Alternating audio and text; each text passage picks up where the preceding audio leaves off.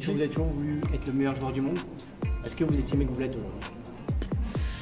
J'ai toujours voulu l'être, oui. Maintenant, dire que je le suis, c'est un peu présomptueux, même si peut-être que je le suis, peut-être que je le suis pas. Je pense que c'est aux gens de le dire. Voilà, quand tu es le meilleur, tu n'as pas besoin de le dire. Donc j'essaie de montrer sur le terrain ce que je sais faire. Et après, si les gens pensent que je suis le meilleur, tant mieux. Sinon, tant pis, il n'y a pas mort d'homme. Route de la gloire, c'est où je vais. C'est où je vais. Vers la vie. Et salut à tous, bienvenue dans la quotidienne. Pour commencer, on espère que vous avez passé un excellent week-end, en tout cas aussi bien que celui de Kylian Mbappé, encore une fois monstrueux hier soir face à Lorient. Victoire 5-1 du PSG avec un doublé et 3 passes décisives pour le Kicks. Quotidien d'un artiste. Et forcément, zone mixte après match, ça lui a demandé s'il était le meilleur du monde. Et lui, il veut uniquement la réponse des gens. Du coup, si Mbappé le veut, on va lui donner ce qu'il souhaite.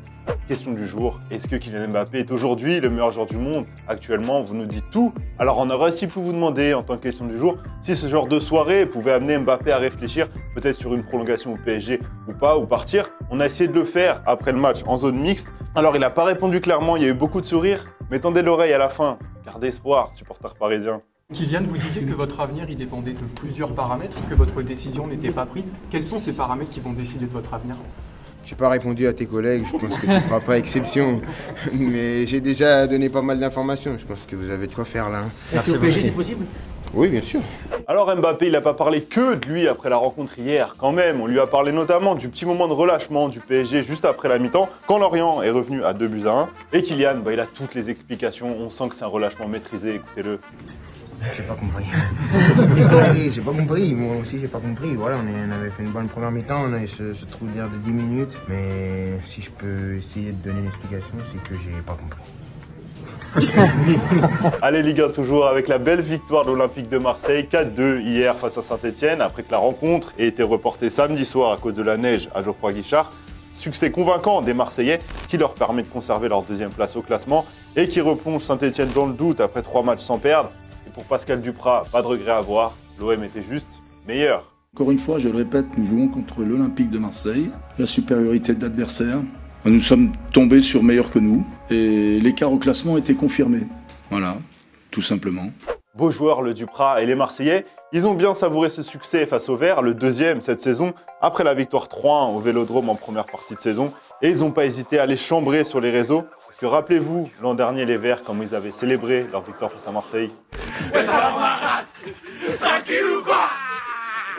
Et du coup, retour de bâton hier. C'est le jeu les gars, faut assumer.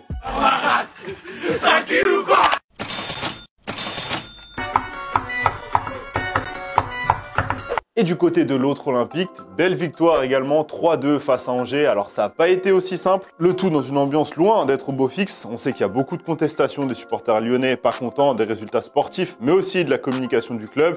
Et du coup, les supporters lyonnais, ils ont sorti cette banderole hier dans laquelle ils parodiaient le compte Twitter de l'OL. Lyon condamne les banderoles placées dans les tribunes nord et sud ce dimanche. Elles ont heurté nos pleureuses présentes sur le terrain. Ambiance à Lyon, on vous rappelle qu'ils sont 9e. Elle va être longue cette fin de saison, mais longue. Allez, on respire dans la quotidienne, petite pause avec le traditionnel football vrai. Et on s'est pas foutu de votre gueule aujourd'hui. On commence avec ce coup franc de 40 mètres signé Federico Viviani pour la SPAL, magnifique.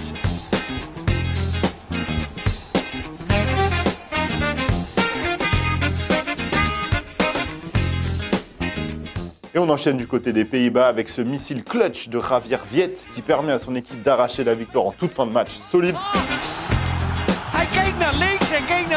Et on termine avec ce que vous préférez, c'est-à-dire les gros ratés. Et là, vous êtes servis, parce que dans cette action, il n'y a rien qui va.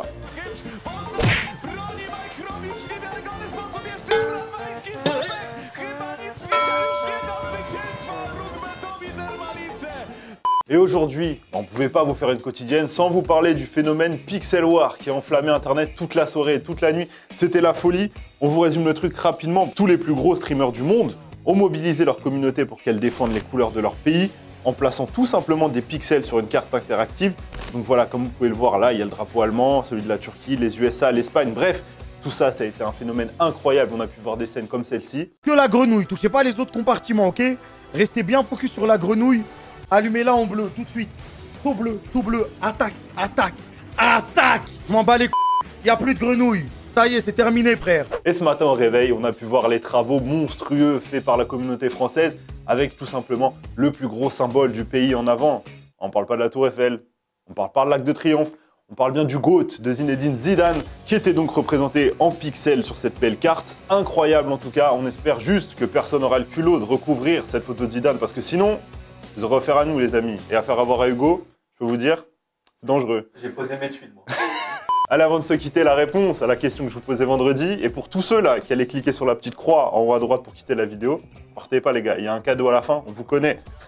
Bref, la question c'était quel est le groupe de la mort le plus difficile dans le tirage au sort du prochain mondial. Et pour toi Romain, c'est clairement le groupe F. Les 4 équipes peuvent aller en 8e, que ce soit le Maroc, le Canada, la Belgique ou la Croatie, qui est une finaliste en titre de cette édition, faut pas l'oublier, je suis d'accord avec toi.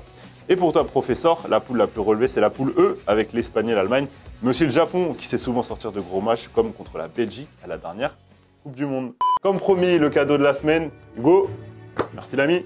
C'est le ballon tout simplement du Mondial 2022. Voilà, il a gagné dans les commentaires toute la semaine. Et tiens, on va changer, tu sais quoi?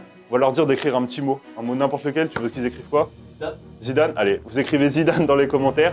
Dès que vous écrirez ce nom-là, vous êtes automatiquement éligible au tirage au sort pour remporter ce ballon. Donc voilà, écrivez Zidane dans les commentaires.